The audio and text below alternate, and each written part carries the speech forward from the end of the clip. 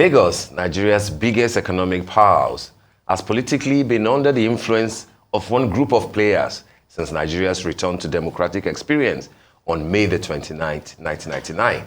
An assessment of how the state has fared in terms of growth and development in that time differs from person to person. But as the next general election fast approaches, there seems to be a renewed commitment and vigor on the part of the opposition parties to topple the status quo and begin the process of depersonalizing the process of governance in Lagos State. We will now spend a bit of time discussing all of that with Gbadebo Rhodes Vivour, a governorship aspirant on the platform of the Labour Party in Lagos. Good morning. It's good to call you GRV. That's what they call you, right? Yes, yes, GRV. Okay, good morning. Good to have you. Good morning. Good to be here. All right. So let's talk politics. I know that in 2019 you ran as a senator for Lagos West Senatorial District. Yes. You know, but you lost to Yayi, who is now also leaving Lagos to go and run, you know, in Ogo State. I'm also aware that you were one of the leading aspirants during the PDP's primaries. But you lost to... I withdrew.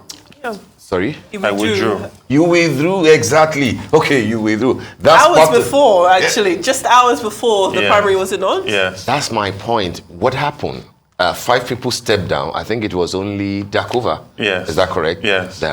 Tell us about what happened and why did you now have to leave the party for Labour? Yeah. I mean, does that reinforce the point that outsiders have totally taken over and seized Lagos PDP? In fact, what people are saying is that Lagos PDP has capitulated into Lagos for Lagos movement. Is that correct? I can see why people will say that. I withdrew solely based on an agreement that was brokered between myself and the leaders of the party with the flag bearer that's emerged, that I should be the deputy governor. Oh, really? And yes, that was a deal. There was a deal that was made, and that was why I withdrew, like you said, right before going in. Not even hours, minutes going in. Wow. And I had to write it out. Most people type theirs. But the idea was you're younger, you know, you can be his deputy with fantastic ticket and work with him for 8 years, and then you can then run for governor. And that was the agreement that was brokered between the leaders of the party and several BOT members as well. With Jando involved in the agreement. Yes, exactly. So you stepped down so that you could become his running mate. Exactly. Other people stepped down too? No. Well, they might have had their own agreements. Mine was a withdrawal, like you said, it was last minute. It was based on that. So I did the needful. I was recommended to go to Abuja for screening to be deputy. And then there were some funny intrigues that played out. But all in all, I believe that Lagos State needs an opposition party that is in sync with the needs of the people right now and the power base that is pushing this new ballot revolution. And the PDP at the state level hasn't quite synced that yet, right? So that's why I chose to move to the Labour Party. And I believe that with the energy and what I've experienced so far in that party, 2023 will be like nothing Lagos has ever seen. So you're a governorship aspirant at the Labour Party. Yes. What really is going on within that party? Okay, because, you know, I've heard recently that there's one person who has actually declared that he's a governorship candidate. Yes. He holds the ticket. Exactly. So you see, the Labour Party, because they were not expecting this amount of interest that came with the Peter Obi movement, generally they submit names that are either placeholders or people that just, you know, to say they have a candidate running in the election. So according to the national body of the party, they have his withdrawal letter, you know, and so he is also in negotiations with them. But the idea is the party is going to decide on who they want their candidate to be, and then a withdrawal or a substitution will happen. So there's a window that exists between now and the 12th of August, which once that happens, everything will be settled and there will be no more controversy. I mean, talk to us rather, about your decision to take the Labour Party. As you've said, the party itself wasn't prepared to be inundated by so much interest. But not only is there interest, there are also candidates or people aspirants like yourself who are seeing the Labour Party. But talk to me specifically about what the Labour Party means and represents for you. Yeah. Is it a situation where you agree with the ideology of that party, or is it a low-hanging safety net that when you left the PDP, you found a home in the Labour Party that would allow you to continue your aspirations for government? Which one is it? Is it that you care about the politics of this party, or do you want somebody to help you on your way to actualize your own personal political dreams? So the Labour Party is extremely intriguing for me because there's a semblance of ideology. First, it's built around workers, labour rights, and the people. And not just the people relations, people that believe in dignity of labor, right? And these, for me, have always been the custodians of democracy. And they've been irresponsible, which is why our democracy has gone to what it is today, which is people that just come and use their PVCs every 4 years in the hope of harvesting money, right? So the Labour Party, I'm talking to party executives, and we're going back and forth about Claude Ake and Marxism and how that is not right for this current state of affairs, and looking at other countries that have a socialist bent, but they're also quite capitalist as well. And that was so refreshing. It was so refreshing. You call meetings and people are coming and they're not expecting any thank you for coming. Instead, they're talking about how they're going to volunteer their time. And they're so concerned is resources that they donate, it must get to the right place. That is really refreshing, honestly.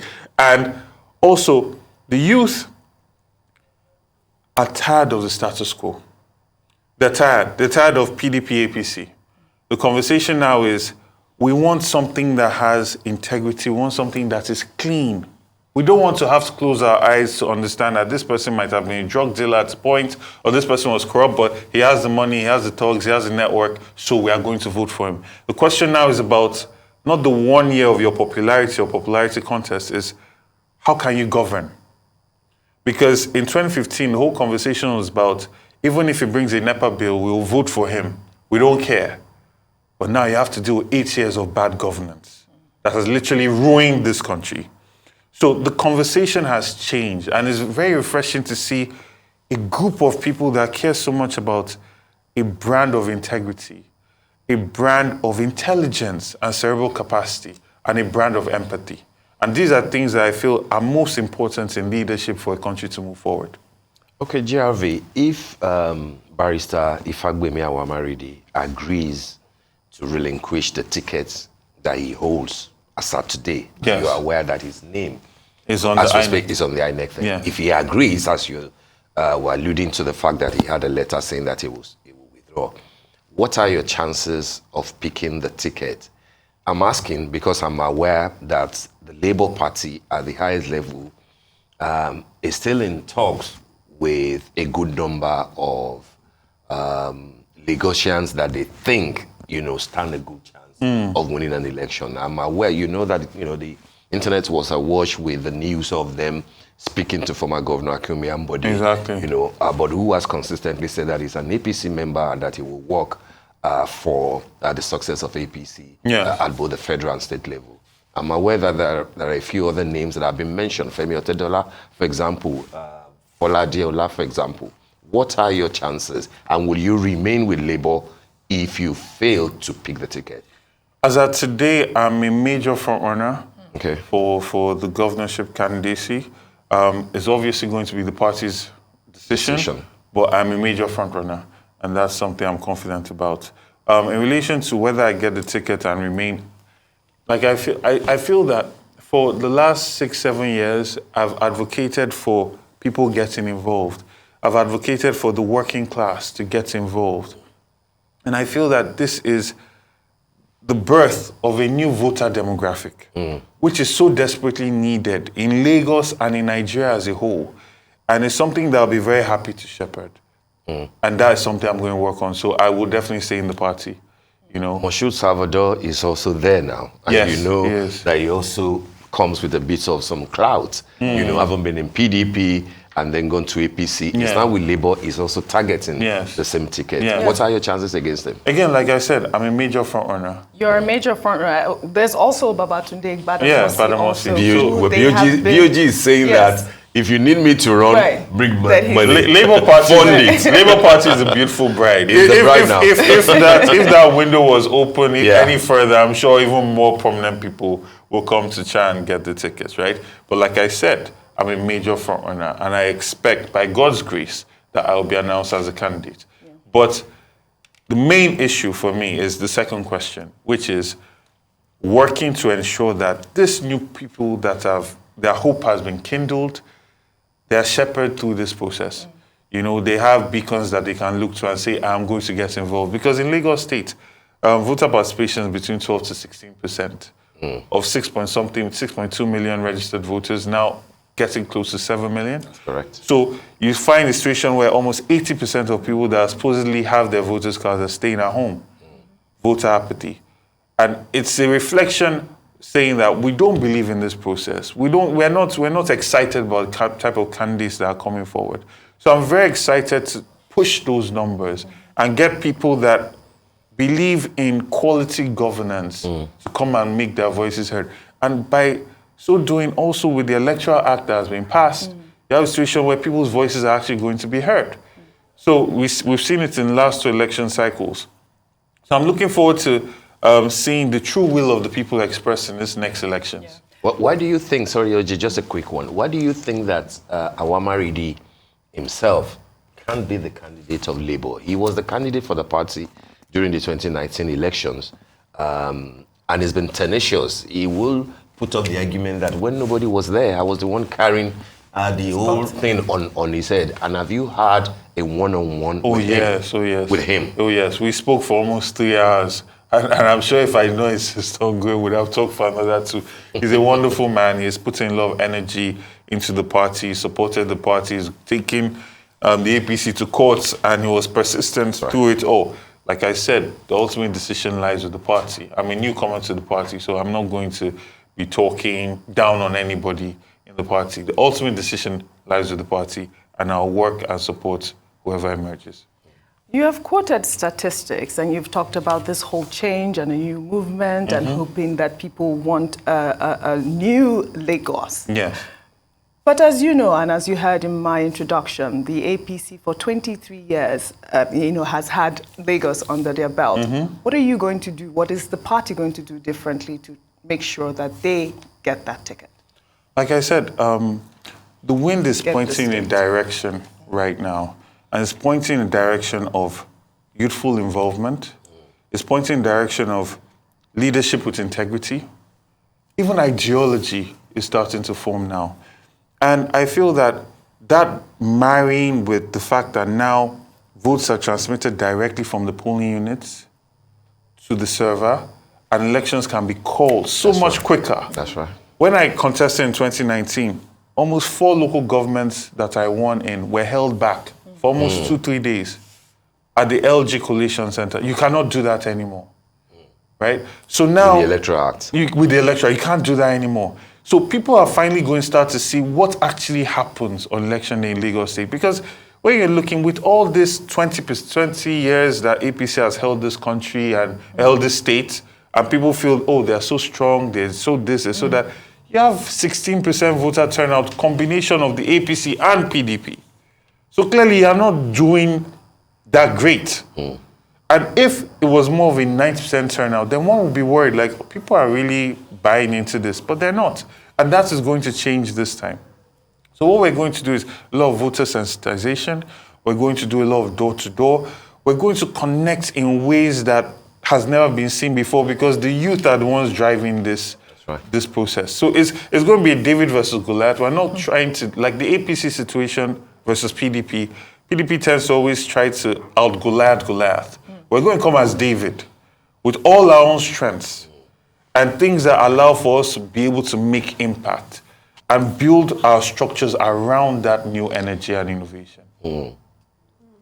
I mean, you are definitely going to be banking on voters who are already of eligible age, voters who have already been voting, but also voters who are coming of age now. Exactly. And the PVC registration exercise ends very soon, today, if I'm not mistaken. Yeah. So when you put those two in mind and you tally the fact that online, on social media, the Labour Party has definitely seen a resurgence of popularity, especially because of their presidential flag bearer.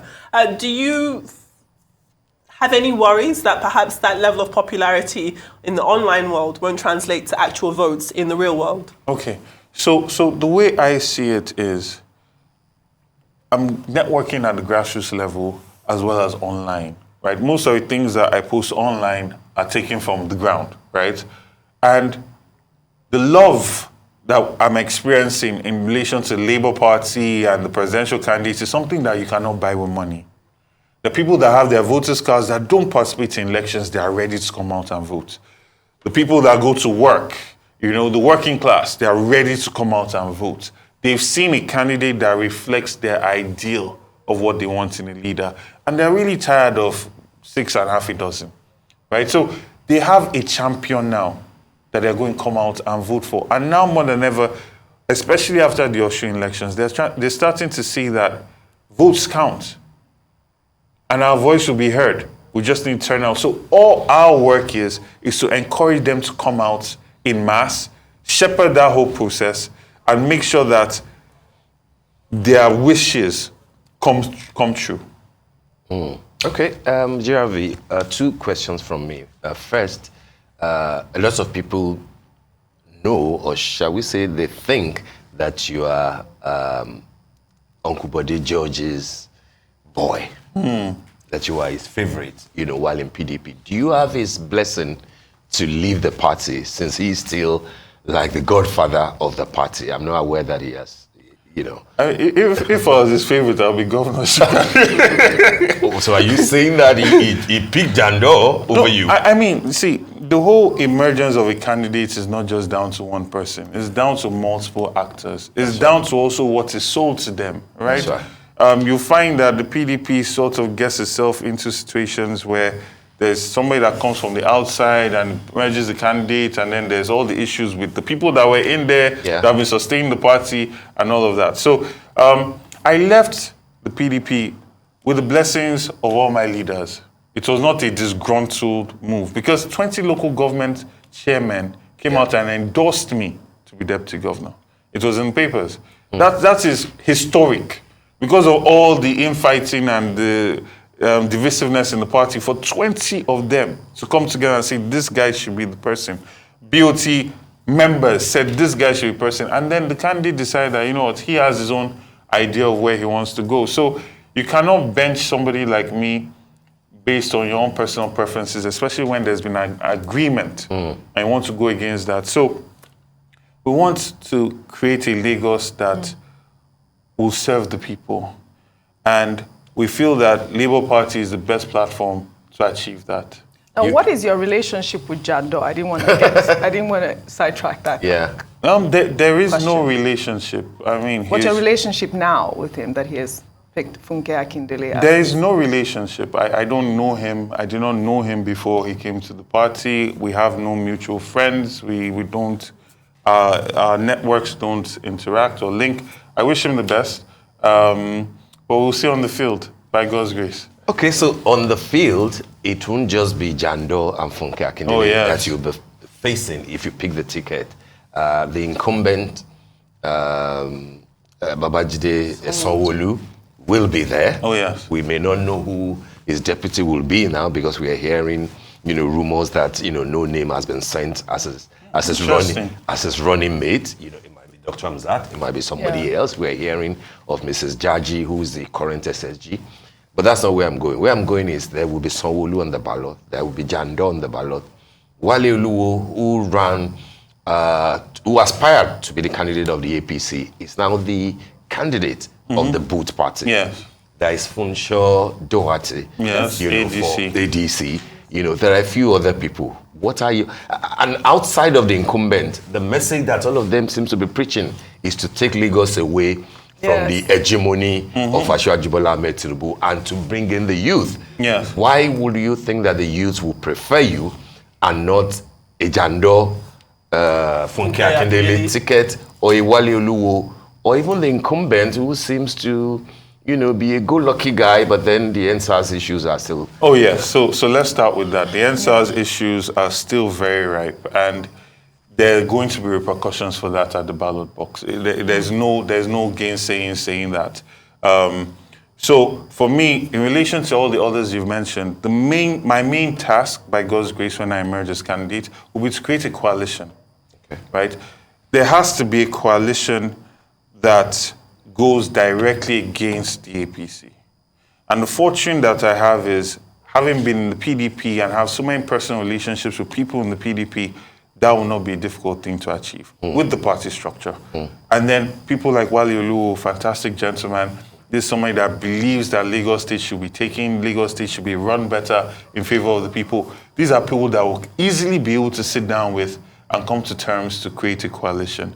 And that's the aim and that's the target. And also, by the time this campaign starts and people start to see where the wind is going, it's not going to be, if you're a politician that's not carried away by ego, it will not be difficult for you to come to the table to come to terms. Because you look at it now, there's a Muslim ticket that's going to face serious repercussions with the Christians, right?